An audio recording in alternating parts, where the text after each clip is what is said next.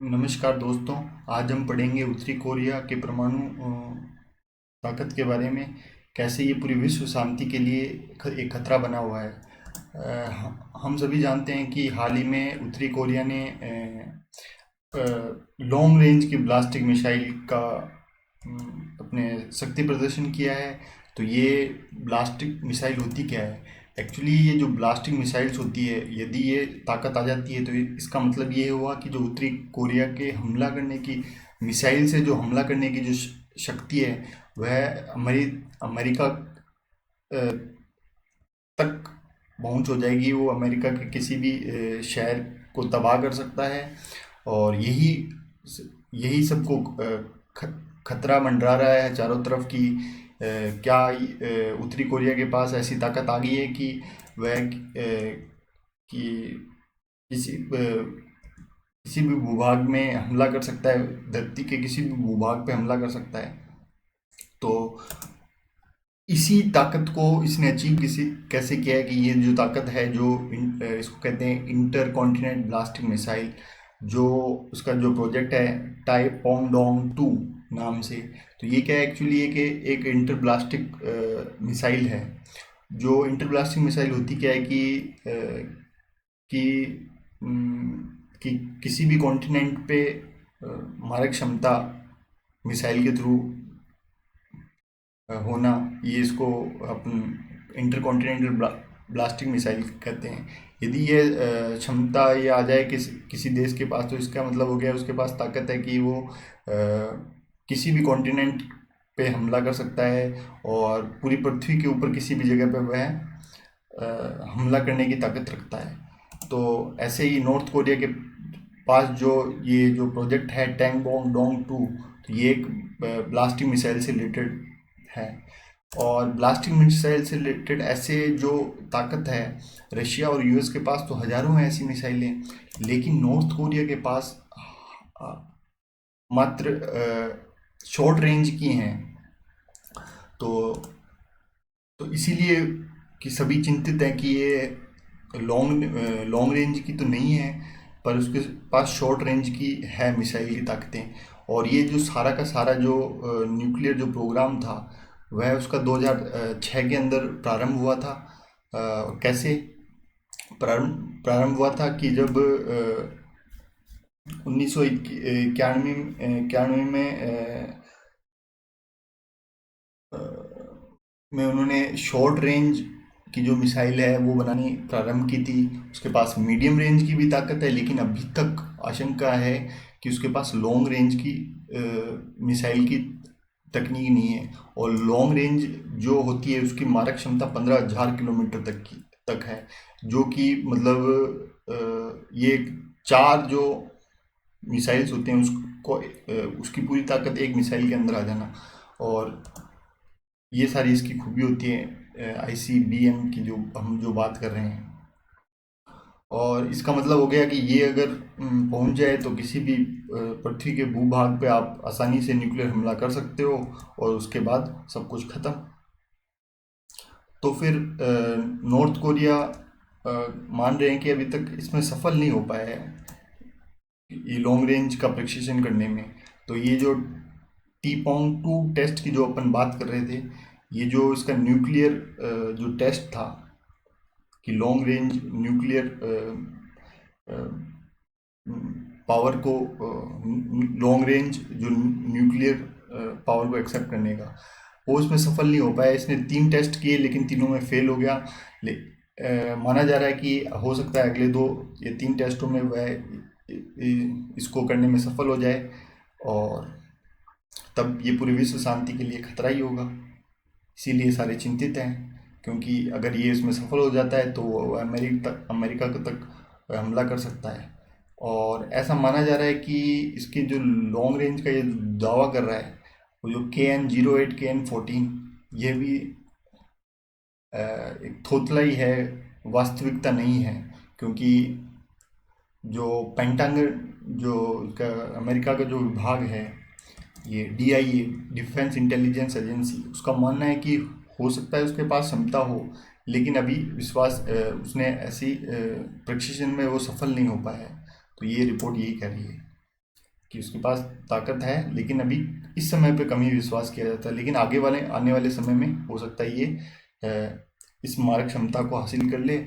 और हम जानते हैं कि जो न्यूक्लियर बॉम्ब को लॉन्च करने वाली जो फर्स्ट जनरेशन जो रेंज होती थी, उसमें पेलोड ज़्यादा होता था। जो पेलोड ज़्यादा होता था, इसका मतलब वो कम दूरी तक ही उसकी मारक क्षमता थी।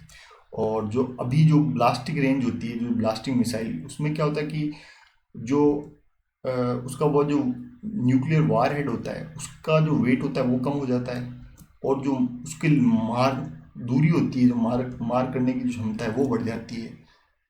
तो अगर ये अचीव कर लेता है, तो इसका मतलब क्या होगा कि वह उसका जो न्यूक्लियर बम फेंकने की जो ताकत है, वह पूरी पृथ्वी पे किसी भी भूभाग पे पहुंच जाएगी।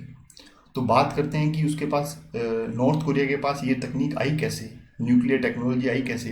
इसकी शुरुआत 1950 में हुई थी, जब रशिया ने उसको न्यूक्लियर पावर से इंजन वो जो पावर प्लांट बनाने में सहायता की थी।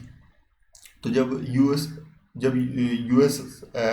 1991 में जब यूएसआर का बिखर गया, ये टूट गया, विखंडन हुआ था, तब क्या कहते हैं, किम जोंग ने ये सोचा कि क्यों ना ये इस पूरे प्रोग्राम को मैं अपने हाथ में लूं, और इन सबको पूरे हाथ में लूं, और खुद मैं एक परमाणु निर्भर एक सक्षम देश बनूं। क्योंकि उसको इसको डर और इन सबको तोड़ने के लिए और इन इस सारे प्रोग्राम को तोड़ने के लिए यूएस के जितने भी, जैसे क्लिंटन साहब हैं, उन्होंने भी कोशिश की, बुश बुश ने भी कोशिश की कि इस प्रोग्राम को रोका जाए। और यहाँ तक कि जो ये जो अभी जो फिलहाल जो राष्ट्रपति थे बराक ओबामा, उन्होंने भी कोशिश की। लेकिन इन सब का कोई असर नहीं हुआ किम जोंग डायनेस्टी पे, और वह 1950 से ही लगातार न्यूक्लियर संपन्नता को हासिल करने के लिए अभी तक लगा हुआ है। और इसके पीछे उनका कहना तर्क देना ये है कि जैसे कि अमेरिका ने मिडिल ईस्ट में, जैसे लीबिया में मोहम्मद गद्दाफी